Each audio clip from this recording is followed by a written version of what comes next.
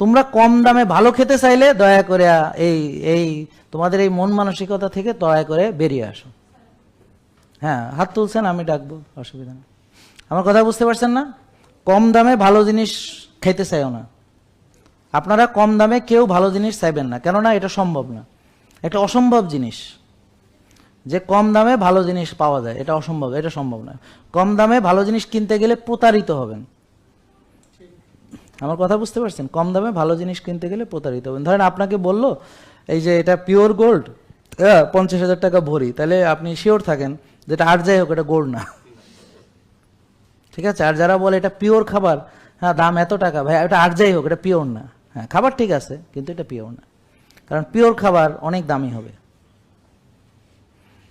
এটা আপনি দেশের বাইরে যান, অর্গানিক ফুডের কর্নার আছে, খুব ভালো ভালো যারা মানে বিভিন্ন European country, America, Canada, Australia, তো ওখানে অর্গানিক ফুডের কর্নার আছে। তো ওখানে আবার ফুড রেগুলেশন অনেক ভালো।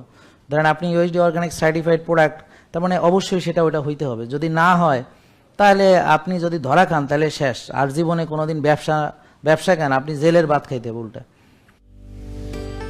জেকে লাইফস্টাইল, ওষুধ মুক্ত সুস্থ জীবন।